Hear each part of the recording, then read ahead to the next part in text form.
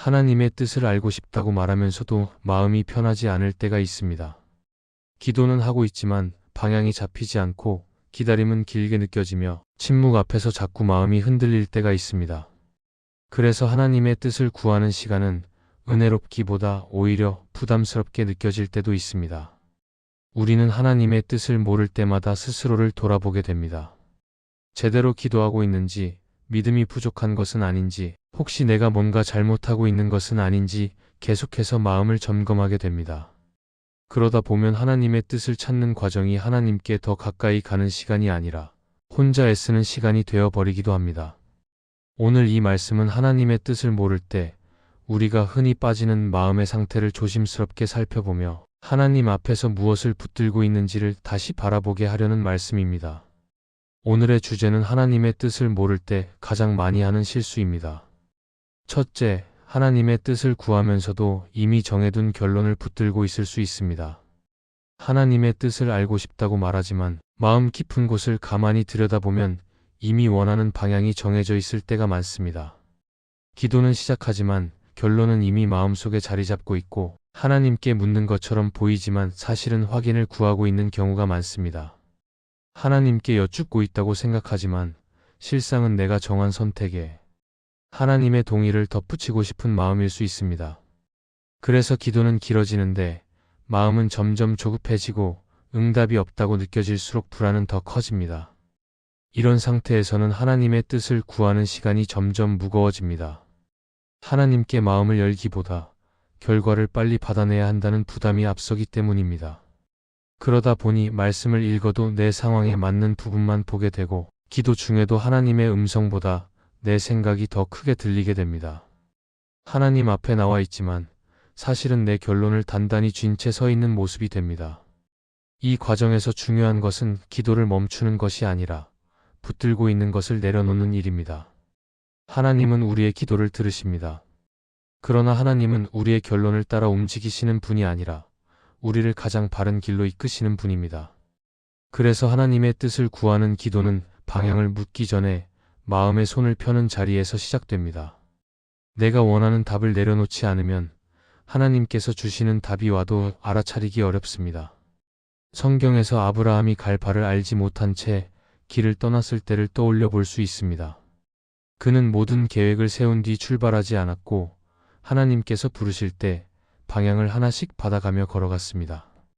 그 여정은 분명 쉽지 않았고 중간중간 이해되지 않는 순간도 많았지만 그는 자신의 결론보다 하나님의 말씀을 앞에 두었습니다.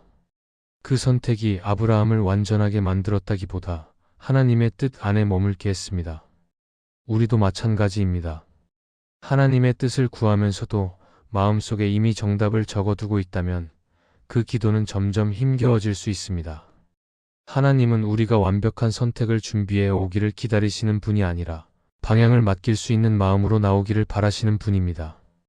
그래서 하나님의 뜻을 구하는 기도는 답을 얻기 위한 시간이 아니라 신뢰를 드리는 시간이 됩니다.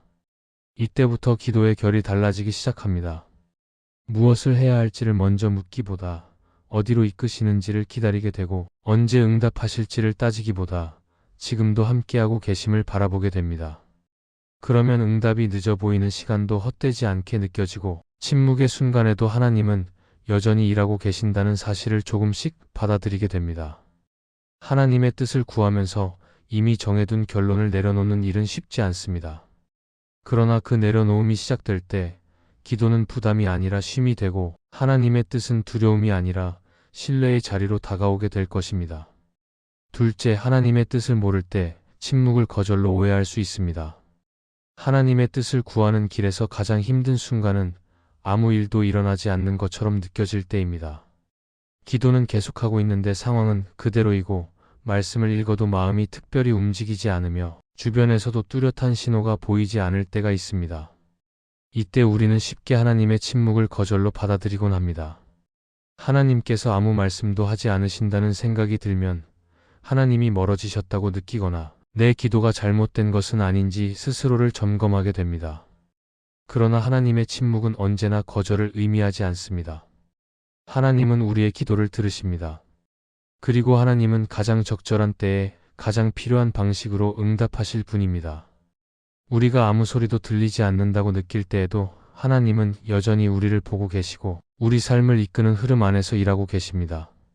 다만 그 방식이 우리가 기대한 형태가 아닐 수 있고 속도가 우리가 원하는 만큼 빠르지 않을 수 있습니다. 우리는 종종 즉각적인 반응에 익숙해져 있습니다. 질문을 던지면 바로 답이 오기를 바라고 기도하면 곧바로 상황이 바뀌기를 기대합니다. 그래서 하나님의 침묵 앞에서는 기다림보다 해석을 먼저 하게 됩니다. 하나님이 침묵하신다는 사실 자체보다 그 침묵을 어떻게 이해하느냐가 우리의 마음을 더 흔들어 놓습니다. 그 결과 침묵의 시간은 신뢰의 시간이 아니라 불안의 시간이 되기 쉽습니다. 성경에서 욥은 긴 시간 동안 이유를 알 수 없는 침묵 속에 머물렀고 하나님께서 바로 설명해 주시지 않는 상황을 견뎌야 했습니다. 그 시간은 욥에게 큰 혼란이 되었고 마음의 싸움이 이어졌지만 하나님은 그 과정을 통해 욥을 버리지 않으셨습니다.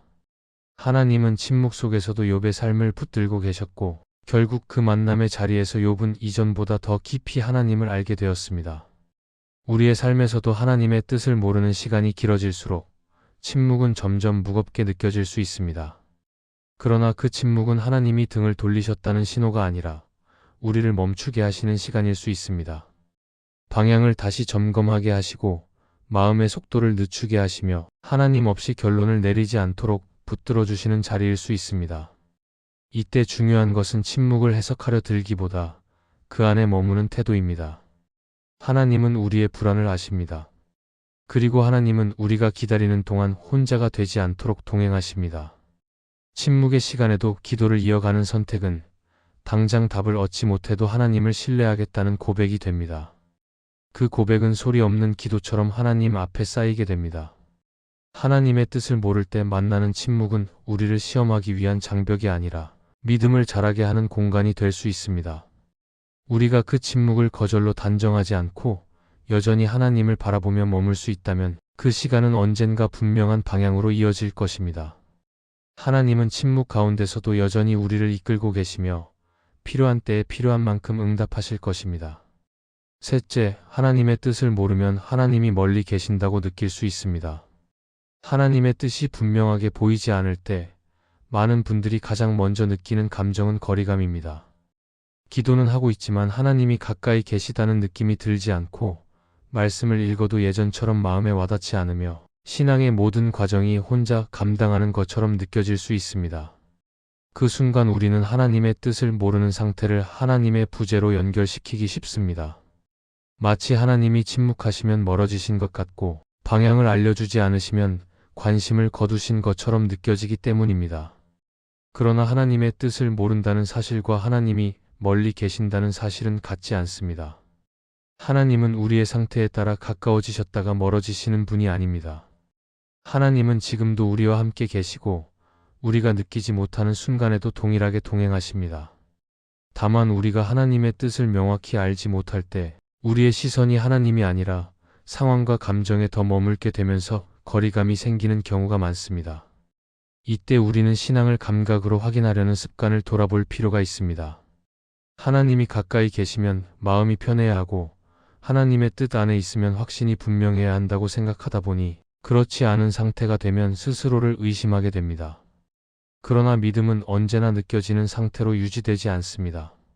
하나님은 우리의 감정이 흔들릴 때에도 흔들리지 않으시고 우리가 길을 잃었다고 느낄 때에도 여전히 길이 되어 주십니다. 성경에서 다윗은 하나님의 마음에 합한 사람이라 불렸지만 그의 삶에는 하나님의 뜻을 알 수 없어 혼란스러워하던 순간이 반복되었습니다. 그는 도망자의 신분으로 광야를 헤매며 하나님께 부르짖었고 그 과정에서 하나님이 멀리 계신 것처럼 느껴지는 시간을 여러 번 지나야 했습니다. 그러나 그 모든 시간 속에서도 하나님은 다윗을 떠나지 않으셨고 다윗이 느끼지 못했을 뿐 하나님의 인도는 계속되고 있었습니다. 우리도 마찬가지입니다.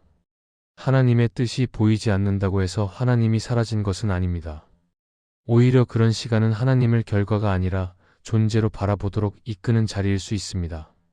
무엇을 해야 하는지를 알기 전에도 하나님은 함께 계시고 결론을 내리지 못한 상태에서도 하나님은 여전히 우리의 하나님이십니다. 이 사실을 받아들이기 시작할 때 하나님과의 관계는 느낌 위에 세워지지 않고 신뢰 위에 놓이게 됩니다.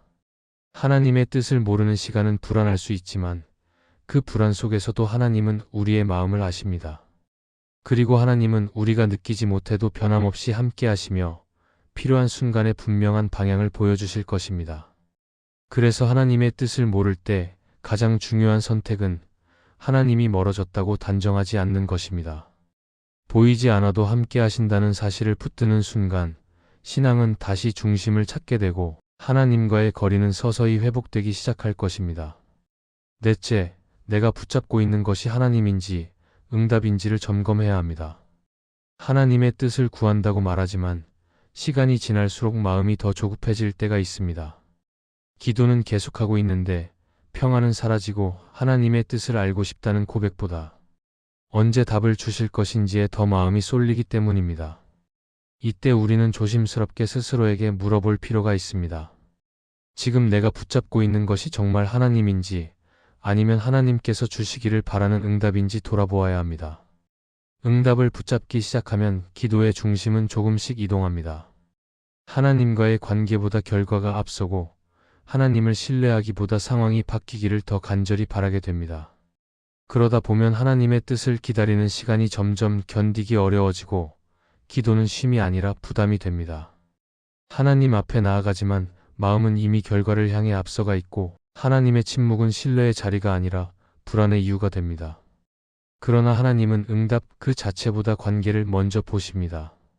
하나님은 우리가 원하는 결과를 빨리 주지 않으셔도 우리를 놓지 않으시는 분입니다. 하나님은 우리의 기도를 들으십니다.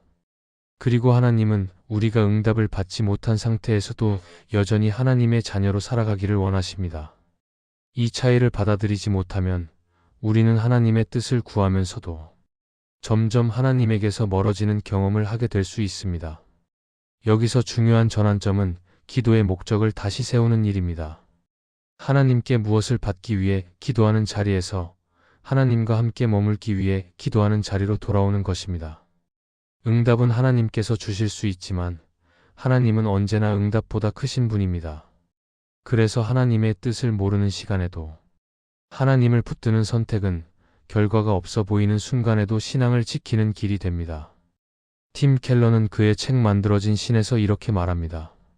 진정한 믿음은 하나님이 우리를 위해 무엇을 해주실 수 있는가 보다 하나님이 어떤 분이신가에 마음을 두는 것이다. 이 말은 하나님의 뜻을 기다리는 시간에 큰 방향을 제시해 줍니다. 우리가 응답을 중심에 두면 신앙은 쉽게 흔들리지만 하나님을 중심에 두면 기다림의 시간도 믿음의 시간이 될 수 있습니다. 내가 붙잡고 있는 것이 응답인지 하나님인지를 점검하는 순간 기도의 태도는 달라지기 시작합니다. 언제 응답하실지를 묻기보다 지금도 함께 하시는 하나님을 바라보게 되고 결과가 보이지 않아도 기도를 멈추지 않게 됩니다. 이때 신앙은 계산이 아니라 신뢰가 되고 하나님의 뜻은 조급함이 아니라 인내 속에서 조금씩 드러나게 됩니다. 하나님의 뜻을 모르는 시간은 우리를 불안하게 만들 수 있지만 동시에 믿음의 중심을 다시 세우는 기회가 될 수 있습니다. 응답이 없어도 하나님을 붙드는 선택을 계속할 때 우리는 알게 될 것입니다. 하나님은 우리가 답을 찾을 때만 함께 하시는 분이 아니라 답이 보이지 않을 때에도 변함없이 동행하시는 분이라는 사실을 말입니다. 오늘의 말씀이 은혜가 되셨다면 댓글에 아멘이라고 적어주시면 감사하겠습니다. 여러분들이 남겨주시는 댓글은 정말 큰 힘이 됩니다. 그리고 여러분들이 눌러주시는 좋아요와 구독도 큰 힘이 됩니다. 오늘도 함께 해주셔서 감사합니다. 기도하겠습니다. 하나님, 하나님의 뜻이 분명히 보이지 않을 때에도 조급하게 결론을 붙들기보다 침묵 속에서도 여전히 함께 하시는 하나님을 신뢰하며 기다리기로 다짐합니다. 응답이 늦어 보이는 시간에도 마음이 흔들리지 않게 하시고 내 기준과 계산을 내려놓고 하나님의 시선 안에 머무는 선택을 하게 하옵소서. 불안이 올라올 때마다 다시 하나님께 시선을 돌리게 하시고 멀어졌다고 느껴질 때에도 하나님은 가까이 계신다는 사실로 제 마음을 붙들어 주옵소서.